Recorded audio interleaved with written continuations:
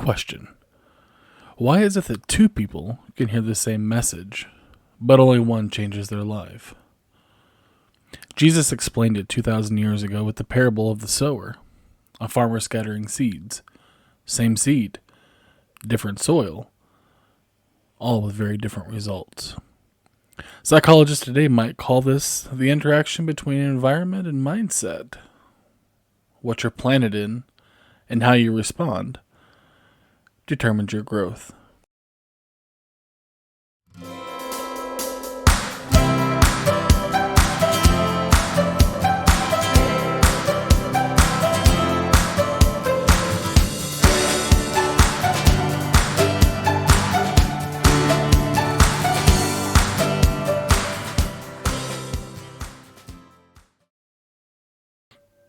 Hey, I'm Wesley, and welcome back to Mind and Mission, the place where faith and psychology meet, so you can live with clarity, peace, and purpose.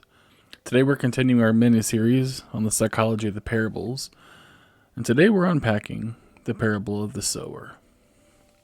It's not just a farming lesson, it's a story about why truth changes some lives and just bounces off of others.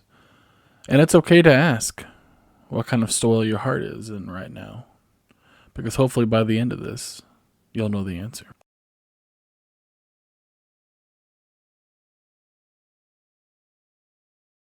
The parable of the sower can be found in Matthew 13, Mark 4, and Luke 8. Now, even though it may be penned by three different authors, it all has the same message. So here's the story. A farmer scatters seeds. Some seeds fall on the path, some on rocky ground, some among thorns, and some on good soil. You see, the seed is the same. The difference is the soil. Jesus uses this as a picture of how people receive God's word, and psychology helps us understand why our hearts respond in such different ways.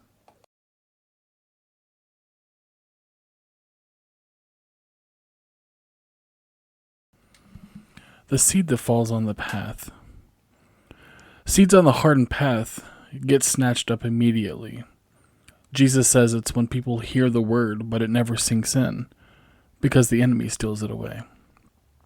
Psychologists call this inattentional blindness, or when you're so distracted or closed off that you don't even process what's right in front of you. Take a second and think. How often do we let truth hit our ears, but it never reaches our heart?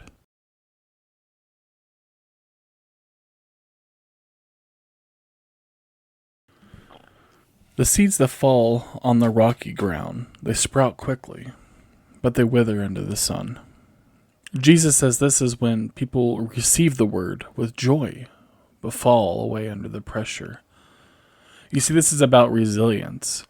Without deep roots, stress pulls us out of alignment. It's surface level excitement that fades when life gets hard. So think, are you building roots through prayer, community, and perseverance? Or are you simply living off temporary highs?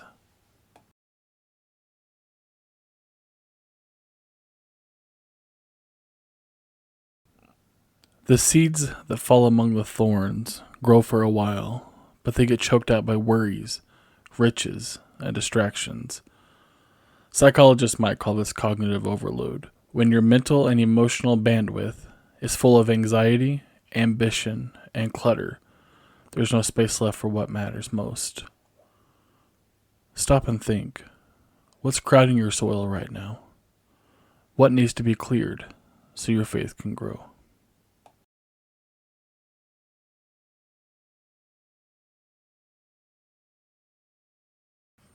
Finally, we get to the good soil. The good soil are those who hear, understand, and persevere. Jesus says they produce fruit 30, 60, even 100-fold. This is growth mindset in action. The belief that with openness, consistency, and nurture, transformation is possible. Spiritually, it's the fruit of a heart fully surrendered to God. So stop and think. What steps can you take to become good soil today?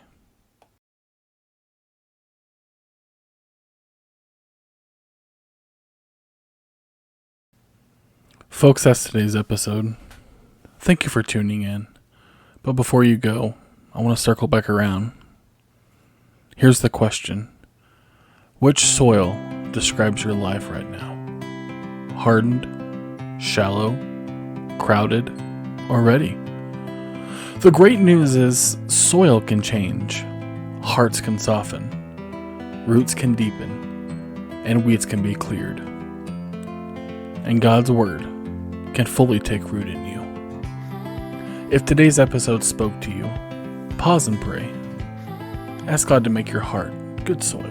And if you want more episodes where faith and psychology meet, subscribe to Minded Mission and share this with someone who needs encouragement.